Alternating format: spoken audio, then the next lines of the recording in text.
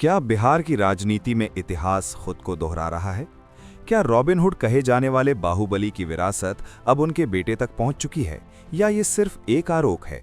क्या सिवान में अपराध और राजनीति का वो दौर लौट आया है जिसने दशकों तक बिहार की सुर्खियां बटोरी थीं?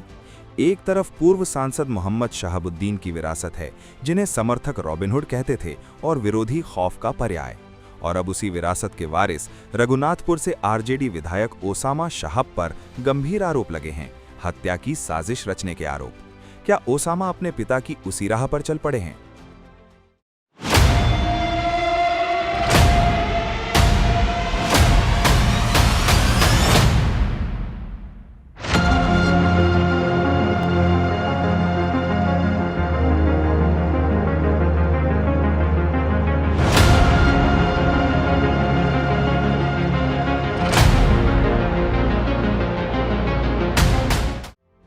रविवार की रात सिवान का सेमरी गांव।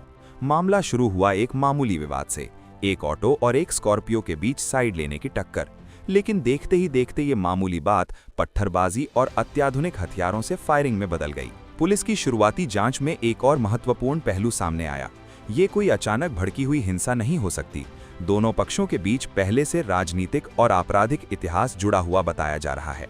चंदन सिंह और डब्लू खान, इन दोनों नामों के बीच पहले से तनाव और विवाद की बात सामने आई है। यानी सवाल ये उठता है कि क्या ये सिर्फ सड़क पर हुआ झगड़ा था, या फिर ये एक पहले से तैयार किया गया टकराव था। पत्थर चले, गोलियां चली, और जब पुलिस पहुंची तो भीड़ ने पुलिस टीम को भी नहीं बख्शा। कई पुलिसकर्मी घायल हुए। लेकिन असली धमाका तब हुआ जब चंदन सिंह ने एफआईआर दर्ज कराई। ओसामा शहाब पर हत्या की साजिश का आरोप। चंदन सिंह का दावा, ओसामा और डब्लू खान के इशारे पर मुझ पर जानलेवा हमला हुआ। पुलिस ने 3 एफआईआर दर्ज की हैं और ओसामा की भूमिका की गहराई से जांच कर रही है। अब आते हैं इस पूरे मामले के सबसे चर्चित और विवादित पहलू पर।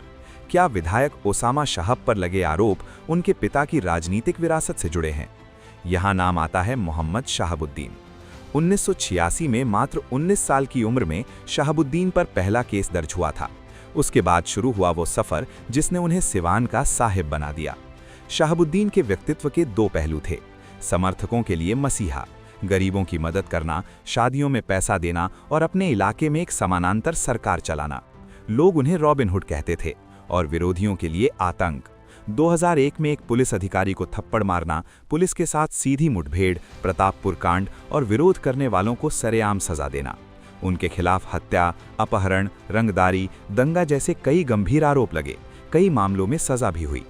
बिना शहाबुद्दीन की इजाजत के सिलान में किसी विरोधी पार्टी का झंडा तक नहीं लगता था। जेल में रहकर चुनाव जीतना उनकी ताकत का सबूत था।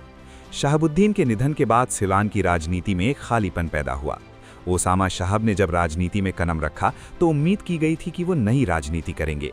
वे पढ़े लिखे हैं और युवा हैं, लेकिन हालिया विवाद कुछ और ही कहानी बयां कर रहे हैं। क्या ये पुरानी रंजिश है? पुलिस अधीक्षक पूरण कुमार झा के अनुसार चंदन सिंह और डब्लू खान का पुराना आपराधिक इतिहास है और इनके बीच राजनीतिक दुश्मनी रही है। ओसामा का नाम इसमें जुड़ना बताता है कि सिवान की जमीन पर वर्चस्व की लड़ाई अभी खत्म नहीं हुई है। वही पैटर्न, जैसे शहाबुद्दीन के दौर में इशारे पर काम होता था, वैसे ही चंदन सिंह ने आरोप लगाया है कि ओसामा के इशारे पर उन पर फायरिंग हुई है। सिवान पुलिस के लिए ये साख का सवाल है। एसपी और एसडीपीओ खुद कैंप कर रहे हैं। पुलिस के सामने चुनौती ये साबित करना है कि क्या ये वाकई एक सुनियोजित साजिश थी या महज एक सड़क दुर्घटना का हिंसक मोड़। आरजेडी के लिए भी ये स्थिति असहज है। एक तरफ पार्टी A to Z की राजनीति की बात करती है, दूसरी तरफ उसके विधायक पर हत्या की साजिश जैसे संगीन आरोप लग रहे हैं। बाहुबली शहाबुद्दीन का अंत सलाखों के पीछे हुआ, लेकिन क्या उनकी विरासत अब ओसामा के जरिए फिर से सिर उठा रही है? क्या ओसामा अपने पिता की छवि से बाहर निकल पाएंगे, या सिवान फिर से उसी खून खराबे और वर्चस्व के दौर में लौट जाएगा? फिलहाल जांच जारी है और सिवान की जनता खामोश निगाहों से सब देख रही है। इस केस में कुछ अहम सवाल हैं।